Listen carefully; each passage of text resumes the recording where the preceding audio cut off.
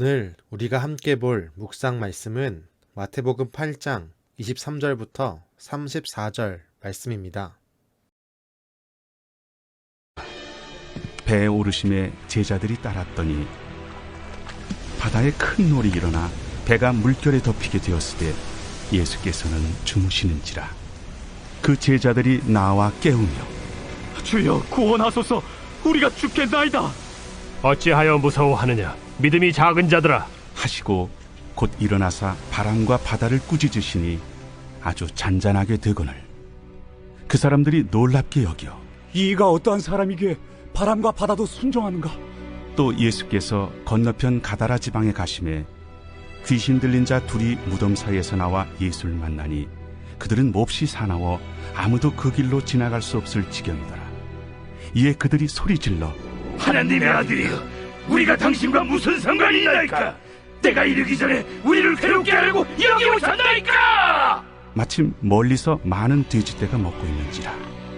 귀신들이 예수께 간구하여 이르되 만일 우리를 쫓아내시려면 돼지떼에 들여보내주소서. 가라. 하시니 귀신들이 나와서 돼지에게로 들어가는지라. 온 떼가 비탈로 내리더라 바다에 들어가서 물에서 몰사하더니 치던 자들이 달아나 시내에 들어가 이 모든 일과 귀신 들린 자의 일을 고하니 온 시내가 예수를 만나려고 나가서 보고 그 지방에서 떠나시기를 간구하더라.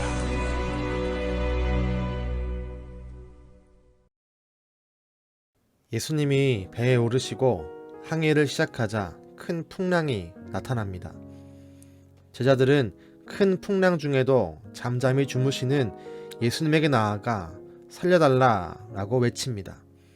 그리고 예수님은 믿음이 없는 제자들을 꾸짖으시고 일어나 바람도 꾸짖으십니다. 피조물이 예수님 말씀에 복종하여 잔잔하게 되었습니다. 이후 바다를 건너 가다라 지방에 도착한 예수님은 무덤 사이에 있는 귀신 들린 자들을 만나십니다. 그리고 그들은 예수님을 알아봅니다. 제자들은 폭풍이 잠잠해지는 것을 보고도 알지 못했던 예수님의 진짜 모습을 귀신들은 단번에 보고 알아차립니다. 그리고 예수님은 귀신들에게 명령하여 돼지떼에게 들어가게 하시고 그 돼지들은 몰살을 당합니다. 예수님의 말씀대로 귀신을 쫓아내고 사람을 회복시켰습니다. 그 놀라운 소식을 들은 동네 주민들이 예수님을 보러 나옵니다. 하지만 그들의 반응은 우리에게 실망감을 알려줍니다. 귀신을 내쫓은 예수님을 환호하고 반가워해야 하지만 오히려 예수님이 떠나가기를 간청합니다. 피조물도 예수님의 말씀에 복종했습니다. 귀신들도 예수님의 말씀에 제압당했습니다. 세상의 모든 것들은 예수님의 말씀 앞에 엎드러졌습니다. 영적인 존재들도 그 앞에는 힘을 쓰지 못합니다. 하지만 정작 하나님의 형상을 닮았다고 하는 인간은 예수님의 진짜 모습을 알아차리지 못합니다. 그분의 창조주 하나님 되심과 구원자 되심을 전혀 느끼지 못합니다. 실제로 예수님께서 말씀으로 바람과 바다를 잔잔케 하는 모습을 본 제자들은 27절에서 이렇게 말합니다. 이분이 누구이기에 바람과 바다까지도 그에게 복종하는가? 자연이 복종하는 것을 보았던 제자들이 예수님의 창조주됨을, 구원자됨을, 말씀으로 모든 것을 다스리시는 분이 예수님인 것을 알아보지 못하고 있습니다. 우리는 이 부분에서 묵상할 수 있는 부분을 발견합니다.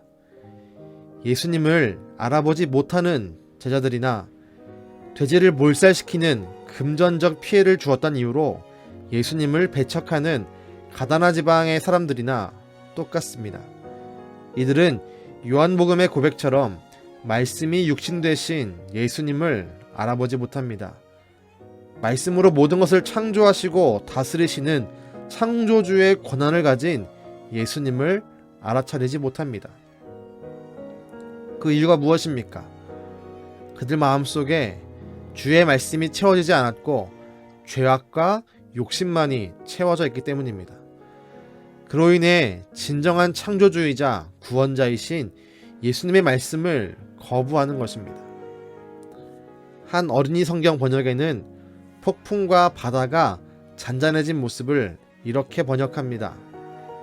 바람과 바다는 예수님의 목소리를 기억하고 곧 잔잔하게 되었습니다.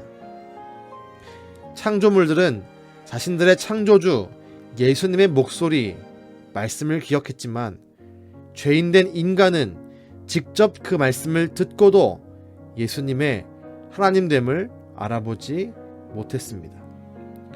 우린 어떠합니까? 우린 지금 우리의 삶에 역사하는 주님의 음성을 듣고 반응하고 있습니까?